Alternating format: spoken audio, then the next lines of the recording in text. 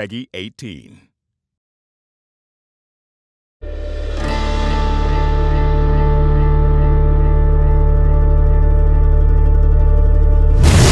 Hi everyone, I'm Roland Lesterlin, the game director for Just Cause 3, and welcome to the beautiful Mediterranean island chain of Medici. As Rico Rodriguez, you'll explore all 400 square miles of this vast open world. But right now, let's just jump straight into free fall towards the town of Alba. At Avalanche Studios, we love building huge sandbox worlds, and everything you see here on the screen you can travel to. The hills, the mountains, the beaches, you name it, what you see, you can go straight to it. The story behind Medici is that it's being held under the brutal control of the dictator General Di Ravello. And as you can see, his domineering presence can be felt throughout all the towns and the villages. Inspiring a revolution to free the people is no simple task for any ordinary citizen. But Rico is no ordinary person. With his unique tools of destruction and large arsenal of weaponry, it's entirely up to you on how you want to free the people. It can all start with toppling one of the classic symbols of General Di Ravello's rule.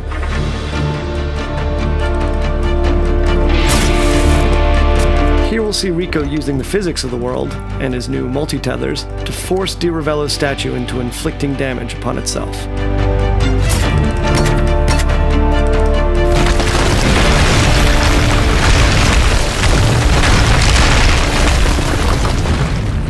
Alright, so with the statue destroyed and Di Ravello's tyrannous grip on the town of Alba no longer quite so tight, let's have a look at Rico's new upgraded grapple. As with JC2, traversal is very much at the heart of the experience. Medici is packed with activities, challenges, and opportunities for creative destruction. Now here we can see one of Di Ravello's propaganda spouting speakers, so let's make quick work of it and tear it down. Using his tethers, Rico is able to rip chaos objects like this from their supports. And as you destroy these pieces of propaganda, you further weaken Di Ravello's influence over the area. Gas stations were so much fun in JC2, we decided that we wanted to take them out of the core chaos progression system and just allow players to destroy them as many times as they want. And our physics play to our favor as a chain reaction kicks off and the whole place goes up.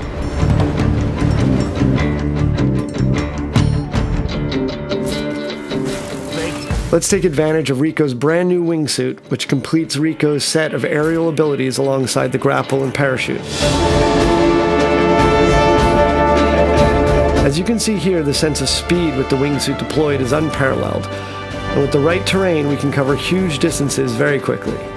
Just as with the parachute, Rico can use his grapple to pull himself along, thus giving him an additional speed boost, and have tons of fun doing it.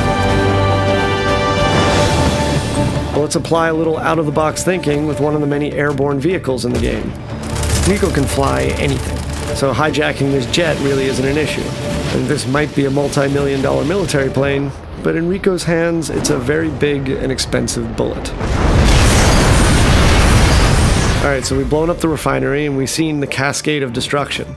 Now let's take to the roads in a souped-up sports car.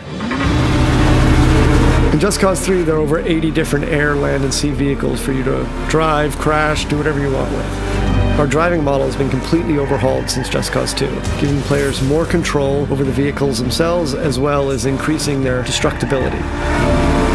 And of course, there are numerous race challenges for you to play that'll allow you to unlock vehicle-based mods to improve your rides. We're not a racing game, so going off-road in our world can be lots of fun.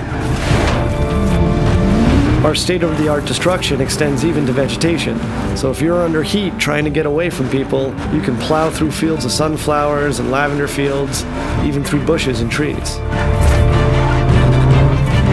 So we'll stop here. Thought I'd give you an opportunity to blow up something truly massive. I guess we're going man versus bridge with our super powerful Hydra missiles and see what kind of damage we can cause.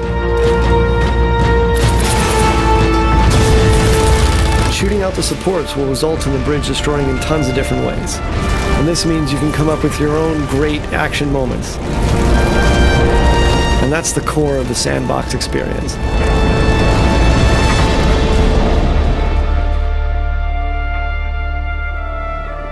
With the bridge out of commission, Rico can focus on the next objective. And to make that a little easier, we've instituted a new Rebel drop system. The Rebel Drop system allows Rico to order weapons and vehicles at a moment's notice via airdrop. This beautiful and peaceful flight offers us another opportunity to show off a new feature, and that's our new stunting system. So we moved away from the specific authored points on vehicles from JC2 and allowed the player total freedom on top. So if you jump out onto the plane, you can actually walk around the plane wings themselves. And of course, the plane itself can be used as a means of destruction. Maybe we should get off the plane first.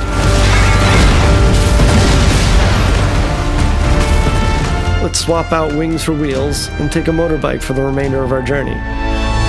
And while it's nice to weave along Medici's roads with the wind in our face, it is inevitable that Di Ravello's men will catch up. We can do combat directly from the bike, and eventually defeating Di Ravello's military. And here we are at another of the General's huge military facilities. So let's put all of Rico's abilities and tools to the test, and take down Vigilator Sud's huge communication spires and satellite dish, and cripple the General's hold on Sirocco.